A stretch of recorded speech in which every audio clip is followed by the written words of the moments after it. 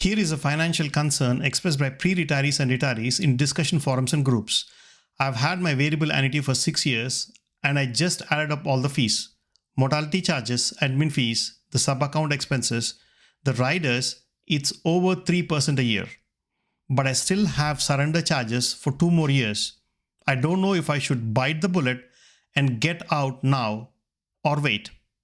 How do I even calculate which decision costs me less? By the end of this video, I'll show you how you can calculate the expenses on your variable annuity, compare them to the surrender charges, and make a decision to exit the variable annuity or not.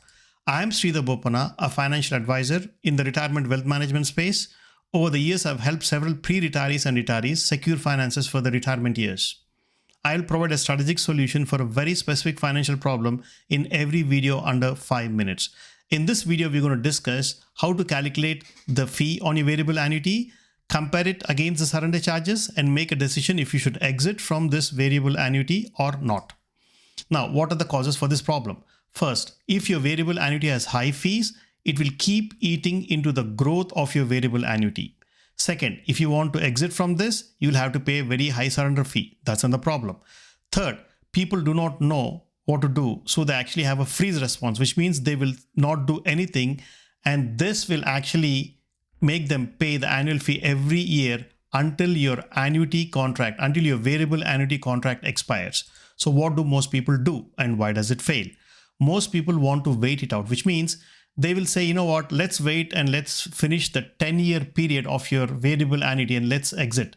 If that's what you decide, then you continue to pay this high fee, which keeps eating into the growth of your variable annuity funds.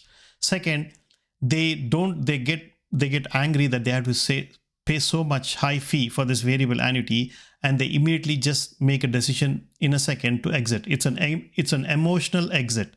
If you do that, that's also not good, because you first should calculate the fees and wait against the surrender fee and then make a decision.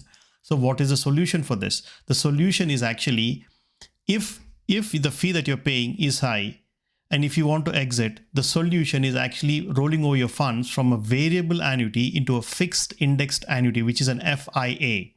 Now, why should you do this? Because fixed indexed annuities have a bonus. When you start a FIA, they give you a bonus, and the bonus could actually offset the surrender charges that you pay to exit from a variable annuity. Second, this is not a taxable event because you're rolling over funds from one variable annuity to another fixed indexed annuity. So you're following the 1035 exchange, which is an IRS tax code, which will not cause a taxable event. So there's no taxes for this rollover. Now let's see what are the 5 questions that you should ask if you want to exit from a variable annuity, and also see how you calculate the fee and the surrender charges. First, what you should look at is, you should look at the annual statement of your variable annuity, and you will find all the fees there. First is actually your M&E, which is your mortality and expense ratio, or mortality and expense charges.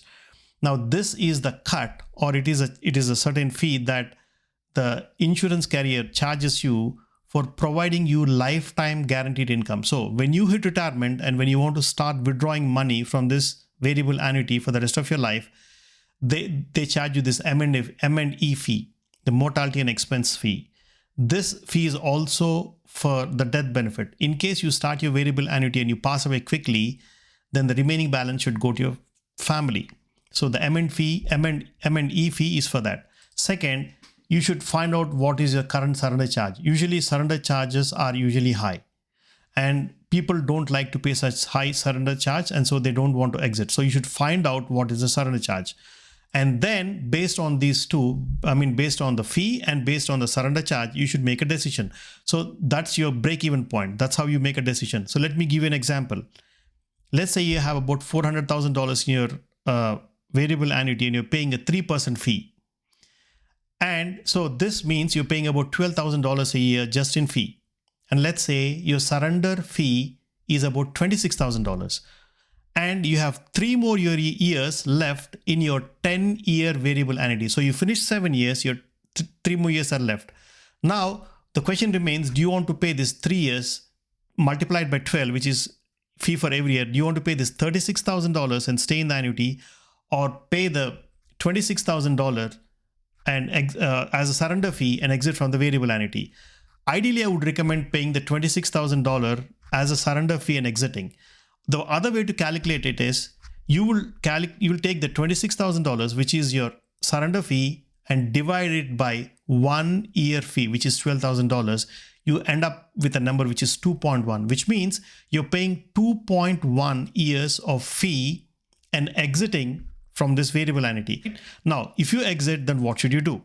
You should roll over these funds into a fixed indexed annuity, YFIA. Why should you roll it into an FIA? Because it has a bonus, usually about 10%.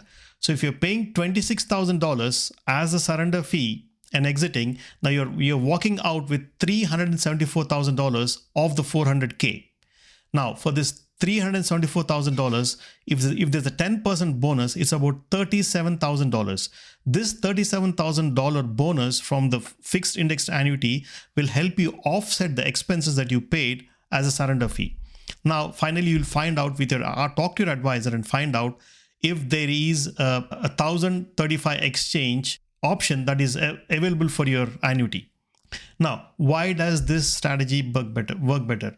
First of all, fixed indexed annuities have a premium bonus which will help you offset the surrender fee that you pay. Second, there are no annual fees for fixed indexed annuities, so which is a very good thing. Third, because of market fluctuations, when your funds go up and down in a variable annuity, you don't see your money fluctuating in a fixed indexed annuity because it is not subject to market corrections. If you have any questions, drop a line below and I'll answer them.